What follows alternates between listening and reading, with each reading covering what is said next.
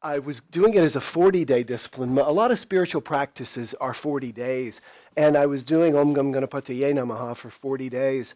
And that is actually the chant to remove obstacles, is what Debbie was just chanting, the chant to remove obstacles.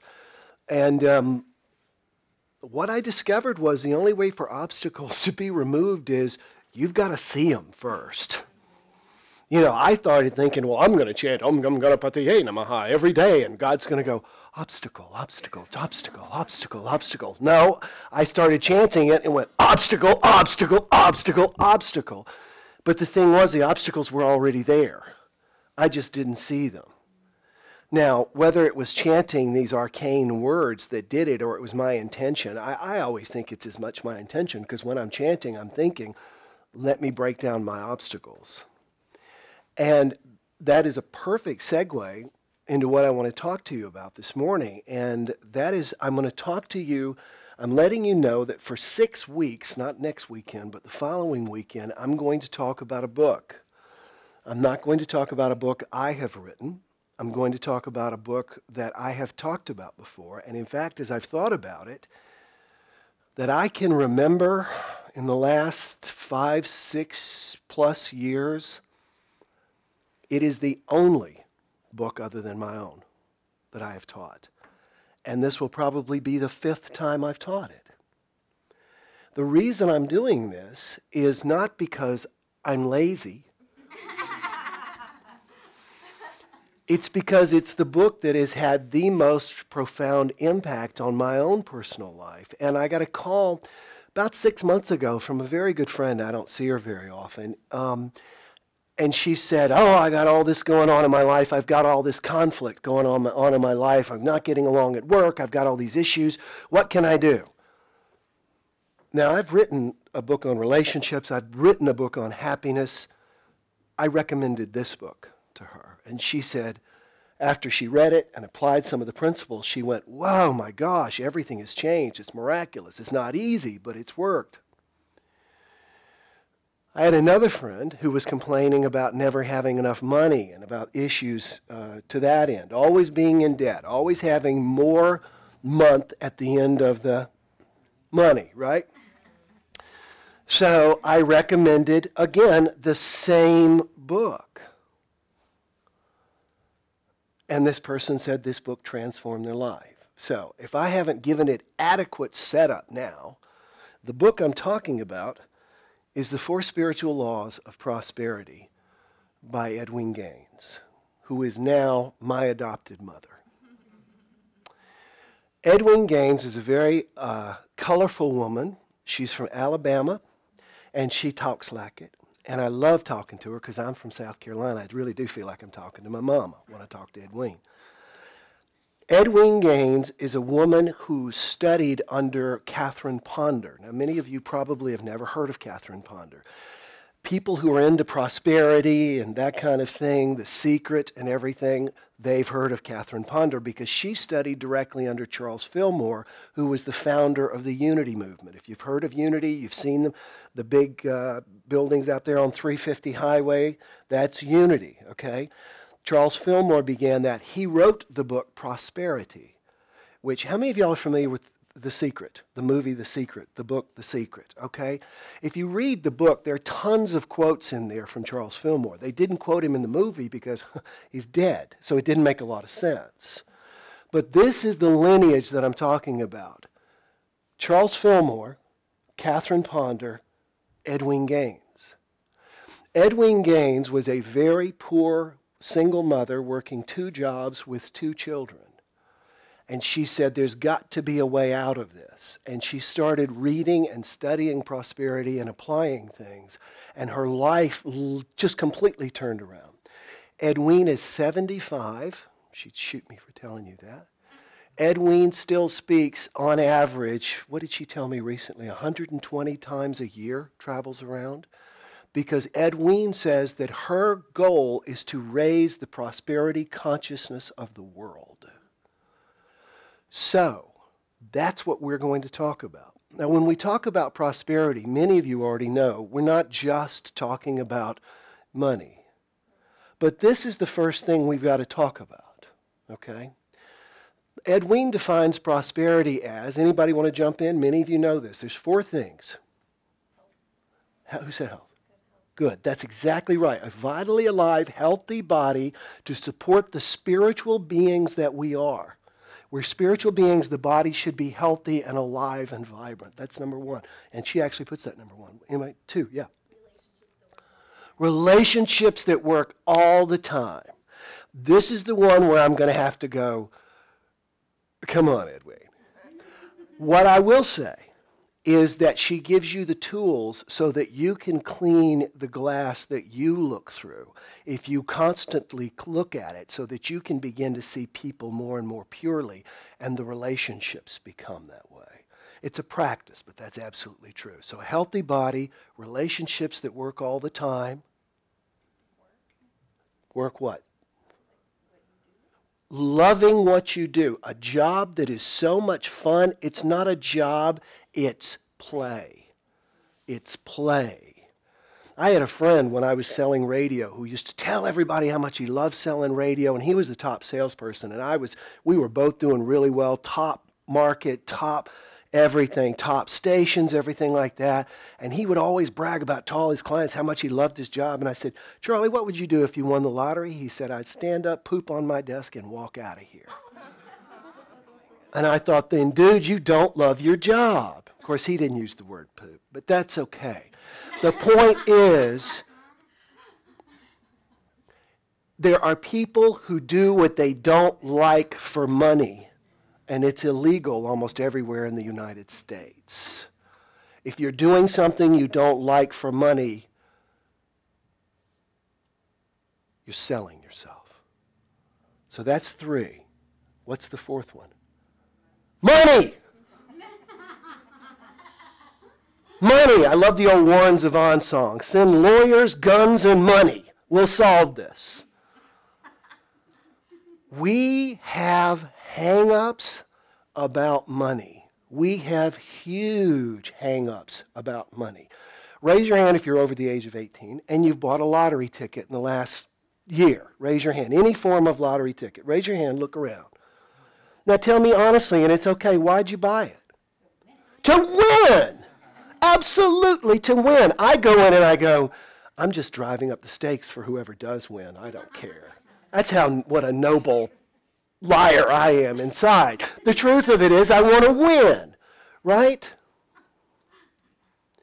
We're sold this idea that if we win the lottery, and the Lottery Commission deliberately sells you this idea, and so do the casinos, and so does anyone who's trying to sell you something. They sell you the idea that if you do this, you're going to be happy, thin, well-loved, and have great hair, and you'll never age. It's all a lie. We're being sold a lie. It's been said that the lottery is a tax on people who are poor at math. And if we would just take that same money and do something with it. So on the one hand, we're sold money will solve all your problems, okay? That's the one hand. On the other hand, think of rich people's portrayals in culture. Let me share some. Ebenezer Scrooge.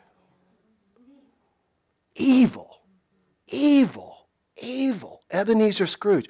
Or how about a buffoon? Oh, I don't know. Thurston Howell III from Gilligan's Island.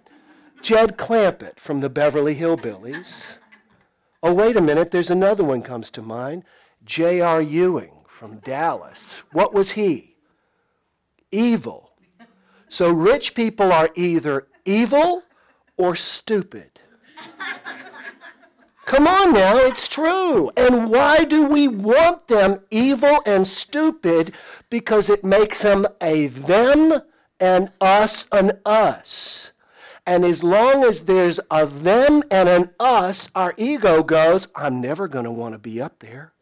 I'm never going to want to be a rich person.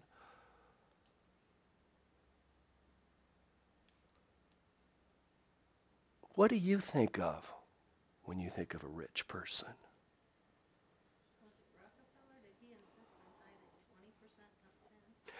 Rockefeller, that's exactly right. Yeah, Rockefeller, John D. Rockefeller tithed 20%, and he also said that he would not have been able to tithe $1 billion one year had he not tithed off his first paycheck, which was $15. And we'll talk a lot about tithing, but it is amazing that most really wealthy people tithe. And that's the point, okay? Here's the point about money. Pearl Bailey, the great jazz singer, said, "I've been broke and I've been rich. And honey, rich is better."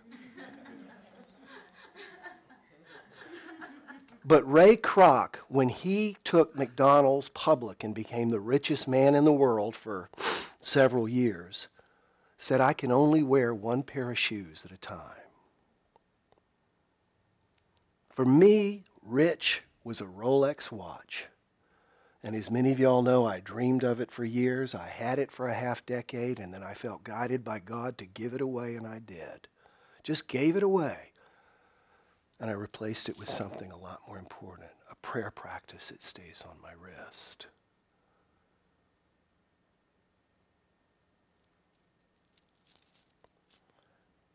We want to be rich, so we buy lottery tickets, we do quick get-rich schemes, etc., and yet bubbling beneath the surface is rich people are bad and rich people are buffoons.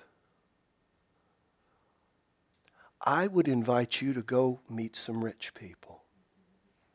By your definition, what you would call rich, because I heard Chris Rock say that rich is relative. He said that everybody wants Oprah's money, but if Bill Gates woke up one morning and discovered he only had Oprah's money, he'd jump out of a window. But go talk to some people you consider rich, and what you'll find is they're rich because they're rich. In most cases, they're rich in every way, and they draw richness to them.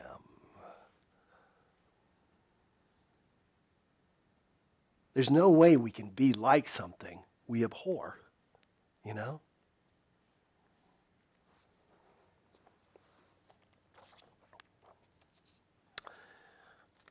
Timothy 6:10. Money is the... Everybody, come on, you all know it? One more time. Money is the... Money is the root of all evil. Anybody ever preach that one at you? I got it when I was a kid. Money is the root of all evil. I have a basic thing. If somebody's going to preach something to me from the Bible, they should first read it, because it says in various translations, the love of money is the root of all evil. In another translation, it says the lack of money is the root of all evil, and sociologists would agree with that. And in another one, it says the want of money is the root of all evil. See, here's the point, and this is why I was talking about having money, having Rolexes, not having Rolexes. I like to think of a baking tray like you'd bake cookies on, okay? And you put water on there, and it's a very light coating of water, okay? And that coating is the money that's in the world, okay? If you follow your dream, you follow your passion, you find a way to serve people like nobody else, what's going to happen is, if you're in a corner, that pan is going to go like this, and a lot of it's going to go here, right? So you get a lot of money. You should then turn around and tip the pan the other way. Andrew Carnegie, richest man on the planet in the 1920s, set a goal: making money the first half of his life, giving it away the last half of his life. That's why there's Carnegie Mellon, the Carnegie Institute. Look at what Bill Gates is doing. One of the greatest things we can do by making a lot of money is finding things that are important to us to give it away. And that's what most wealthy people are doing.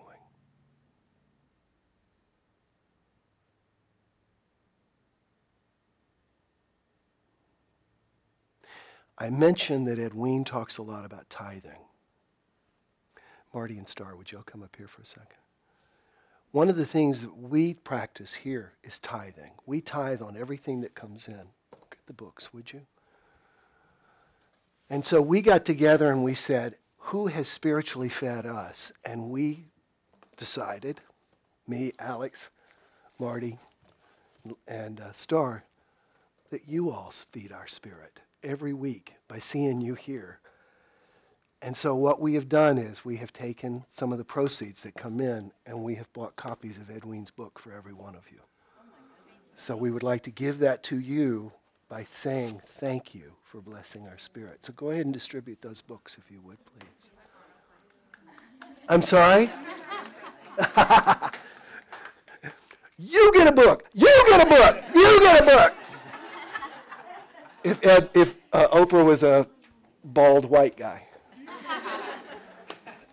Now, let me tell you something. Henry David Thoreau said, how many a man, meaning human beings, how many a man has marked the change of his life from the day he read a book. This book does not work osmotically. You can't put it under your pillow. You've got to read it. And I will make you the same suggestion people always say to me. How do I get my husband to read your book, your Complaint-Free World book? It's real easy. Take everything out of the bathroom except my book, and he will read it. So, look, I'm all about practicality. So take everything out of your bathroom except this book and read it, and it absolutely will change your life. It's amazing the simple things that we can do. Not easy, but simple. And it's a practice to change our lives. I will tell you, because understandably, a lot of us admire Marty and what she's been able to do here. Half the time I walk into the bathroom, I can hear Marty listening to Edwin Gaines' a recorded version of her book. So a lot of what you're seeing is the prosperity that's a demonstration and a manifestation of what we've learned. Wouldn't you agree, Marty?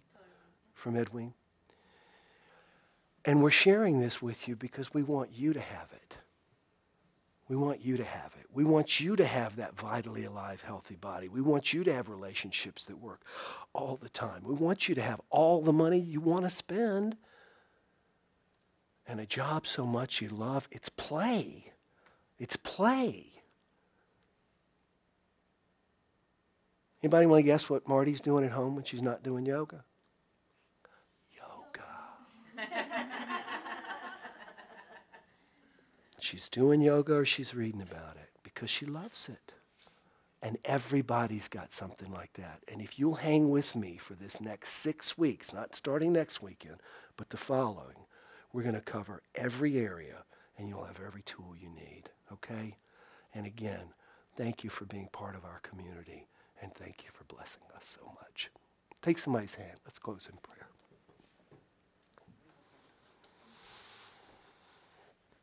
Dear God, thank you for the transformative power of the written word, the ability to convey so much in such a concise and intimate way. We give thanks for the relationships that each person here is going to establish with Edwin as a writer and as a person and as an inspiration. And we look forward to the transformations that are going to take place in this community and in these lives. And we give thanks for the positive ripples that they will spread out into the world. And so it is.